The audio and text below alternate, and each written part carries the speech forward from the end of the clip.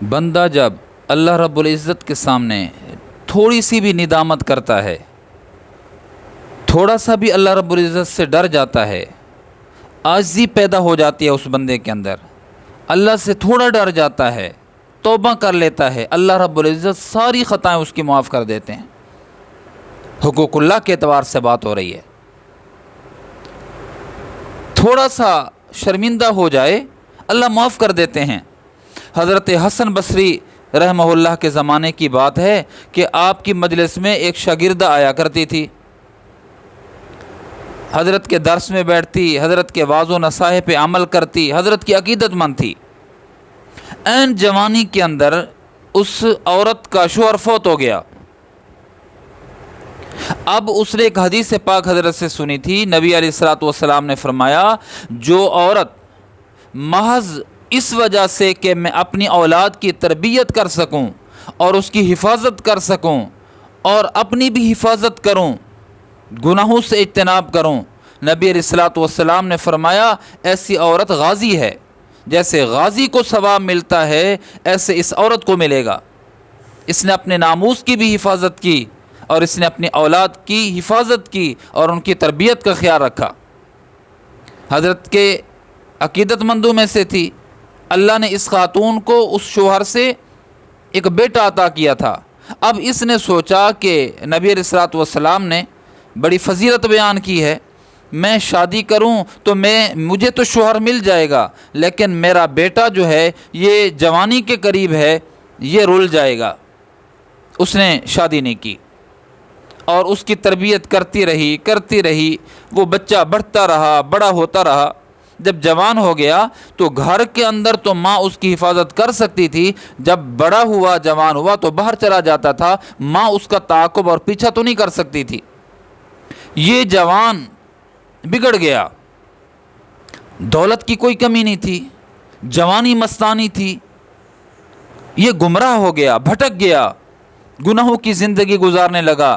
ماں کو جب پتہ چلا، اس نے سمجھایا، بجھایا، بتایا، اس کو نصیحت کی، ڈانٹا، اس پہ کوئی اثر نہ ہوا۔ حضرت کی مجلس میں، حضرت حسن بصری رحمہ اللہ کی مجلس میں وہ ماں اپنے اس بیٹے کو لے جاتی ہے، حضرت بھی گھنٹوں اس کو سمجھاتے رہتے تھے، تربیت کرتے رہتے تھے، لیکن مجال ہے جو اس جوان کی صحت پہ کچھ اثر پڑے۔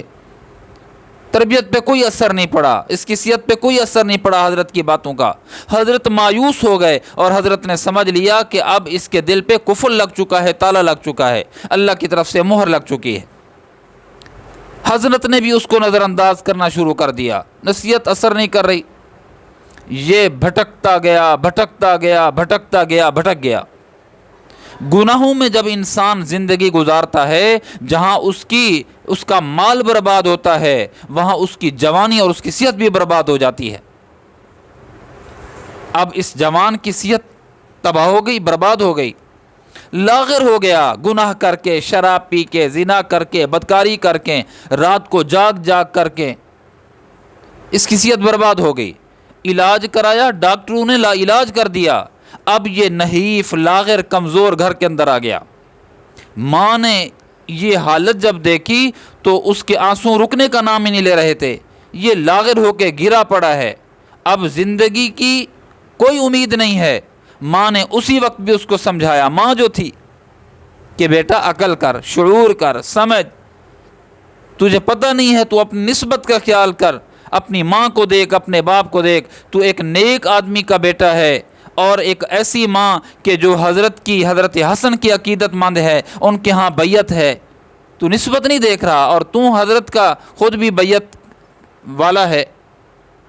اس نے کہا ماں، دل پہ اثر کر گئی ماں کی بات، روتی ہوئی ماں اور یہ لاغر وجود، ماں کی بات اثر کر گئی۔ اس نے کہا اماں اچھا میں کیا کروں؟ کہا توبہ کر۔ اماں میں توبہ کیسے کروں؟ میں تو بڑا گناہگار ہوں، بڑا سیاہ کار ہوں، میں کس منہ سے توبہ کروں، کس زبان سے توبہ کروں؟ یہ تو شراب کا عادی ہو چکا ہے منہ، میں کیسے توبہ کروں؟ انہوں نے کہا کہ میں اپنے پیر سے حسن بصری رحمہ اللہ سے جا کر کہتی ہوں۔ اس نے کہا ٹھیک ہے اماں، جاؤ ان کو بلاؤ۔ اچھا تم جا رہی ہو سکتا ہے کہ میری موت کا وقت آ جائے، اگر میں مر جاؤں تو میرا جنازہ حضرت حسن بصری پڑھیں گے۔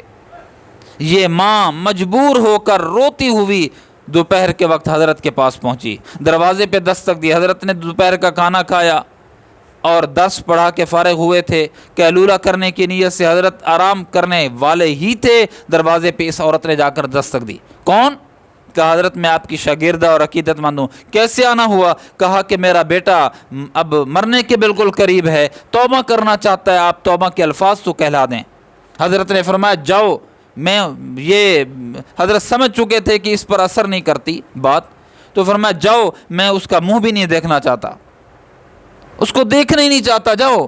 اس نے کہا حضرت وہ توبہ کرنا چاہتا ہے، اور اس نے یہاں تک بھی کہا ہے اگر میں مر جاؤں تو میرا جنازہ میرے شیخ حضرت حسن بصری پڑھیں گے۔ فرمایا جس نے زندگی بھر نماز نہ پڑھی ہو، میں حسن اس کا جنازہ بھی نہیں پڑھاؤں گا، جاؤ۔ یہ ماں روتی ہوئی مغموم حالت کے اندر، ایک اولاد کی بیٹے کی بیماری، دوسرا حضرت کا انکار کرنا، یہ تو دل اس کا پسیج کے رکھ گیا۔ یہ روتی دھاڑی مارتی مارتی جب اپنے بیٹے کے پاس پہنچی، اماں کیا ہوا؟ شیخ آئے نہیں آئے؟ فرمایا بدبخت ہے تو ایسا کہ شیخ تیرا چہرہ بھی نہیں دیکھنا چاہتے، تیرا جنازہ بھی نہیں پڑھانا چاہتے۔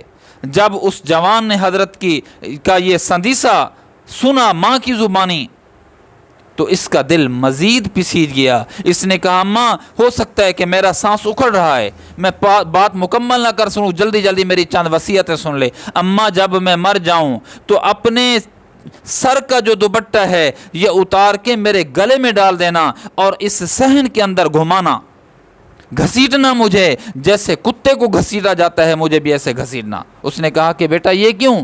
کہا کہ اماں پتہ چلے لوگوں کو کہ جو اللہ کا نافرمان ہوتا ہے، جو اللہ کے محبوب کا نافرمان ہوتا ہے، جو ماں اور باپ کا نافرمان ہوتا ہے، اس کا حشر یہی ہوتا ہے۔ اچھا اماں جب میں مر جاؤں تو بغیر جنازے کے مجھے قبرستان میں دفن نہ کرنا بلکہ اسی صحن میں دفن کر دینا۔ بیٹا کس وجہ سے؟ کہا کہ اماں میں ایسا بدکار ہوں، ایسا سیاہکار ہوں کہ جس کا جنازہ وقت کے ولی پڑھنے سے انکار کر رہے ہیں۔ اماں میں اگر مسلمانوں کے قبرستان میں جاؤں گا، میرے گناہوں کی بدولت قبرستان والوں کو عذاب ہوگا، تکلیف ہوگی۔ یہ فوت ہو گیا۔ اب یہ فوت ہوا ہی تھا، دروازے پہ دستک ہوئی، خاتون نے روتے ہوئے کہا کون؟ فرمایا حسن بصری۔ حضرت آپ کیسے آ گئے؟ آپ نے تو انکار کیا تھا۔ حضرت نے باہر ٹھہرے ٹھہرے فرمایا کہ جب تجھے انکار کیا، میرے سونے کا وقت تھا، قیلولہ کا وقت تھا، میں سو گیا تو مجھے خواب میں زیارت ہوئی اور کہا گیا اللہ رب العزت کی طرف سے ہمارا ایک ولی فوت ہو گیا ہے، حسن تو اس کی تعزیت کے لیے کیوں نہیں جاتا، اس کا جنازہ پڑھانے کے لیے کیوں نہیں جاتا؟ میں اس کا آپ کو تعزیت کرنے کے لیے بھی آیا ہوں، اس کو غسل دینے کے لیے بھی آیا ہوں، اس کو کفن دینے کے لیے بھی آیا ہوں، اس کا جنازہ پڑھنے کے لیے بھی آیا ہوں۔ میرے عزیزو، جو آدمی موت سے پہلے اس کو ندامت اور شرمندگی ہو جائے، تھوڑا سا بھی اس کو گناہ کا احساس ہو جائے، اللہ رب العزت زندگی بھر کی فروغ گزاشتوں کو، زندگی بھر کے گناہوں کو، زندگی بھر کے اس کے نقائص کو اللہ رب العزت معاف کر دیتے ہیں۔ اس بندے نے، اس جوان نے تھوڑا سا احساس اس کے اندر پیدا ہوا، اور وہ بھی بالکل مرنے کے بالکل قریب احساس پیدا ہوا، اللہ رب العزت نے ستاری کا معاملہ کیا اور وقت کے ولی سے فرمایا جاؤ میرے ولی کا جا کر جنازہ پڑھو اور اس کو غسل دو اور اس کو کفن دو۔ تو میرے عزیزو، جو آدمی تھوڑی سی بھی ندامت اختیار کرتا ہے، اللہ کے سامنے روتا ہے، اللہ کے سامنے عاجزی کرتا ہے، اللہ کے سامنے معافی مانگتا ہے، اللہ بڑے ستار ہیں، اللہ بڑے غفار ہیں، اللہ بڑے غفور الرحیم ہیں، اس کی زندگی کی ساری گزاشتوں کو فرو گزاشتوں کو معاف کر دیتے ہیں، سیئات میں عفو کا قلم پھیر دیتے ہیں۔ آئے تو صحیح کوئی، ہم تو مائل، اس نے تو کہہ دیا ہے گویا ہم تو مائل بکرم ہیں، کوئی سائل ہی نہیں، راہ دکھلائیں کسے کوئی راہ رو منزل ہی نہیں۔ اے بندہ تیرا آنا کام ہے، تو آ جا بہتے آنسوں کے ساتھ، دھڑکتے وجود کے ساتھ، سچی توبہ کرنے کی نیت کے ساتھ تو آ جا، تیرے آنے میں دیر ہے، اللہ کے معاف کرنے میں کوئی دیر نہیں ہے۔